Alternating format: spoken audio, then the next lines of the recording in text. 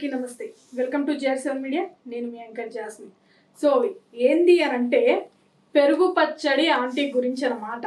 అసలు ఏంది పెరుగు పచ్చడి ఆంటీ ఏంది, ఆ పచ్చడి ఏంది, ఈ ముచ్చటేంది, ఇవన్నీ చెప్తా. అసలు ఇక పెరుగు పచ్చడి అంటే ఆంటీ కూడా పెరుగు పచ్చడి లెక్క చల్లగా ఉంటుంది అనుకునేరు. అంత సీన్ లేదు. ఇక్కడ మొత్తం టాపిక్ అంతా మొత్తం హాట్ వేడివేడిగా నడుస్తుంది. ఏమిరా అంటే చేసిన స్కాములు అట్లాంటివి. మరి ఇప్పటివరకు మనం అనుకున్నాము, ఒరే నాయన బెట్టింగ్ యాప్లను వీళ్ళు బెట్టింగ్ యాప్లను మించిపోయిన స్కాములు చేసారు అనమాట. ఏంద్రా అనంటే పెరుగు పచ్చడి ఆంటీ అసలు ఎవరు, ఈమె హస్బెండ్ ఎవరు, ఈమె పిల్లలు ఎవరు, మొదటి భర్తన, రెండో భర్తన, మూడో భర్తన, ఇవన్నీ ఏంద్రా నాయన. ఫస్ట్ థింగ్ ఆమె పర్సనల్స్ వదిలేద్దాం, మనకు అవసరం లేదు, ఎవరికి అవసరం లేదు, ఎవరి లైఫ్ వాడిది. కాకపోతే ఇక్కడ ముచ్చట ఏంది అంటే చేసిన స్కామ్లు మాత్రం తప్పు. దాని గురించి మనం అడగాలి, ఖచ్చితంగా ప్రశ్నించాలి. అలాంటి వ్యక్తులని ఫాలో చేయదు. ఇన్ కేస్ ఆమె నిజంగా ఈ తప్పులు చేసిందంటే ఎన్నో ప్రూఫ్లు ఉన్నాయి. సోషల్ మీడియాలో ఎన్నో ప్రూఫ్లు పెట్టిరు. చాలామంది ఈమె ఇది అని చెప్పేసి ప్రూఫ్ చేసిరు. ఇక్కడ ఏంద్రా ముచ్చట అని చెప్పేసి అంటే పెరుగు పచ్చడి ఆంటీ ఎలా స్టార్ట్ చేసింది సోషల్ మీడియా జర్నీ అంటే అటు పక్క టిక్టాక్ పోయింది. ఆ నెక్స్ట్ ఈమె ఏం చేసిందంటే ఇన్స్టాగ్రామ్ పెట్టుకొని వంటల కార్యక్రమం స్టార్ట్ చేసింది. ఫస్ట్ థింగ్ వంటల కార్యక్రమం స్టార్ట్ చేసి ఇన్ని ఉల్లిగడ్డలు ఇంతో, మిరపకాయలు ఇంతో, ఇవన్నీ కట్ చేసుకుంటూ వంటలు చేసుకుంటూ భవన్లు వండుకుంటూ ఇవన్నీ పెట్టారు. ఇక మనోళ్ళకి ఎట్లుంటుంది, ఈ భవన్లు వండుతుంటే ఇక అబ్బా ఊరిలో వస్తుంటాయి. నిజంగా ఎంతకని తప్పులేదండి, మనం ఎంతైనా ఫుడ్ లవర్స్ కదా అందరము.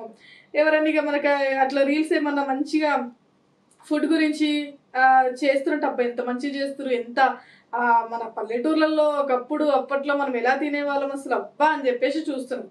కానీ ఎంత ఎరేస్తారంటే చాపకి ఇట్లా ఎరేసినట్టు జనాలకి ఈ సోషల్ మీడియాలో ఇలాంటి వ్యక్తులు ఎరేస్తున్నారు. ఇలాంటివన్నీ ఆలోచించండి.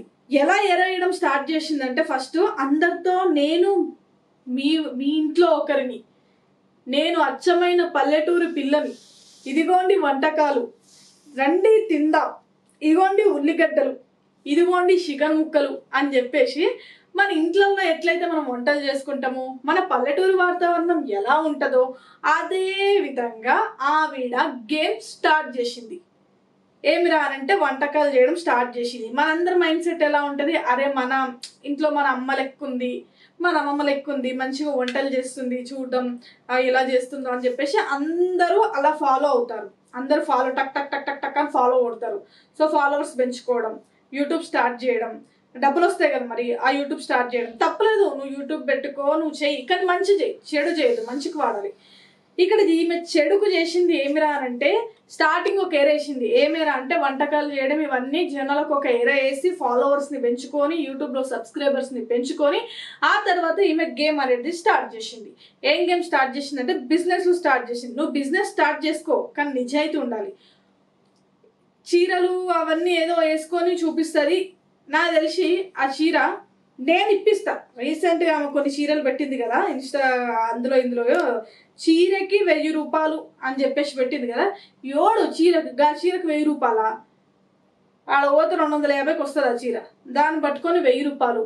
మళ్ళీ మనోళ్ళకి ఎట్లుంటుంది అంటే అదే చీర కావాలి, గట్లోంటి చీరనే కావాలి, గదే కావాలి, అది ఆమె దగ్గరనే కావాలి, మళ్ళీ బయట వద్దు మనకి. ఎందుకంటే వీళ్ళ తప్పలేదు, అట్లా ఇన్ఫ్లుయెన్స్ చేస్తారు వీళ్ళు. అట్లా ఇన్ఫ్లుయెన్స్ చేసి అలా మారుస్తారు అనమాట.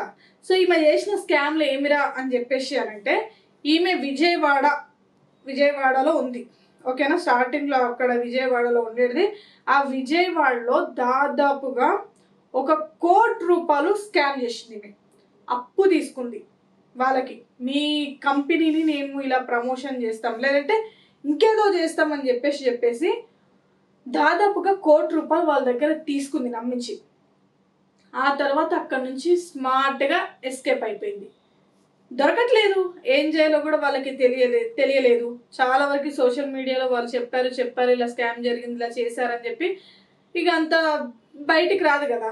ఇక అబద్ధం స్ప్రెడ్ అయినంతగా నిజం అవ్వదు కదా. అబద్ధం 100 ఇల్లులు తిరిగేలోపు నిజం గడప కూడా దాటదు. అట్టుంటది. మరి ఏం చేస్తాను చెప్పు. సో ఇక్కడ కూడా జరిగింది అదే అన్నమాట.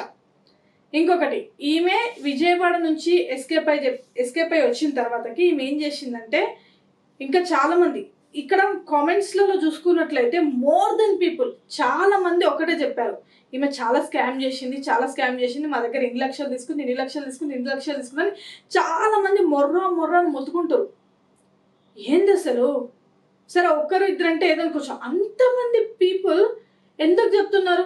ఈ వీళ్ళ స్కామ్ చేసింది, డబ్బులు తీసుకుని అందరి దగ్గర వెళ్ళడం, డబ్బులు తీసుకోవడం, అక్కడ నుంచి ఎస్కేప్ అవడం, అందరి దగ్గరికి వెళ్ళడం, మంచిగా మాట్లాడడం, డబ్బులు తీసుకోవడం, ఎస్కేప్ అవడం. ఈ పత్తేపరం అంతా ఏం చేసిందంటే ఆఫ్లైన్ లో చేసింది కొన్ని రోజులు, లైక్ ప్రాక్టికల్ గా ఉన్న చోటల్లో చేసింది.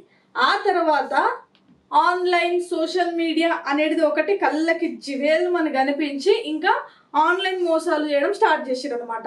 ఇక ఆన్లైన్లో అంటే ఇంక తిరగాల్సిన అవసరం లేదు, ఒక్కొక్కరి దగ్గరికి వెళ్ళి మాట్లాడి మోసం చేయాల్సిన అవసరం లేదు. ఇక ఆన్లైన్లోనే పత్తేపరం స్టార్ట్ చేసింది మన పెరుగు పచ్చడి ఆంటీ గారు. ఓకేనా?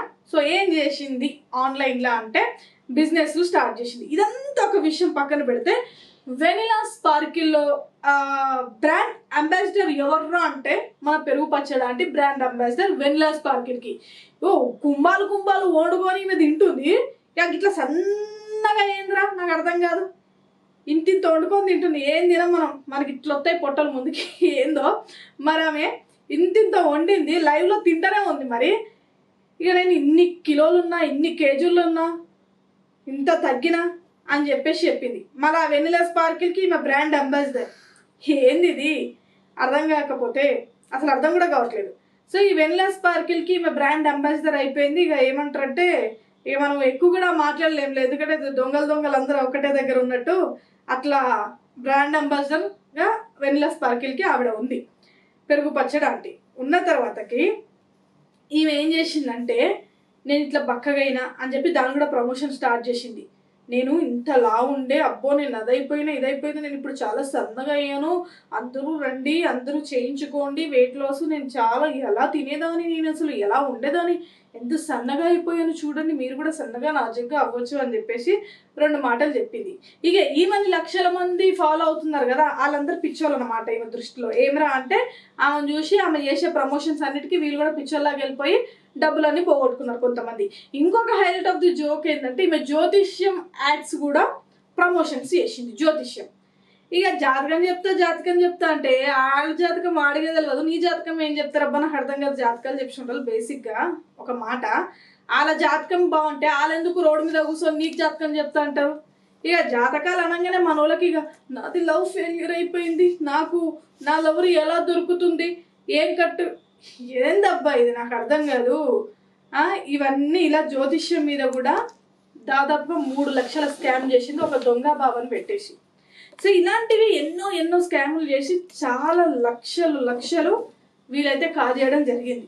ఇవన్నీ లక్షలు అప్పులు చేసి ఎవరికి తెలియకుండా వీళ్ళు సీక్రెట్గా బతుకుతూ ఆన్లైన్లో పత్తేపారాలు స్టార్ట్ చేసి ఆఖరికి ఆన్లైన్లో కూడా ఎంతో మందిని ఇన్ఫ్లుయెన్స్ చేసి వాళ్ళతో కూడా లక్షలు పోగొట్టుకునేలా చేసింది. ఓకేనా? ఇప్పుడు ఈమె వీడియోని బట్టి ఒకరు వాళ్ళకి కన్సల్ట్ అయ్యారంటే ఈమెకి అమౌంట్ వస్తుంది, అలాగే యూట్యూబ్ నుంచి వస్తుంది. సో మెనీ స్కామ్స్ చేసింది. కాకపోతే ఇక్కడ చెప్పేది ఏంటంటే, పర్సనల్స్గా ఏ మ్యారేజ్ చేసుకుంది, వాళ్ళ హస్బెండ్ ఏంది, వాళ్ళ పిల్లలు ఇట్ట అట్ట అనేది నేను మాట్లాడా. ఎందుకంటే అది ఆమె పర్సనల్, మనం అనకూడదు. పిల్లల గురించి కానీ ఆవిడ పర్సనల్ థింగ్స్ ఏమున్నాయో మనకు అవసరం లేదబ్బా. కాకపోతే ఇలాంటి వల్ల జనాలు ఏం మోసపోతారో జనాలను మనం కాపాడుకోవాలి కాబట్టి దాని గురించి మాట్లాడాలి.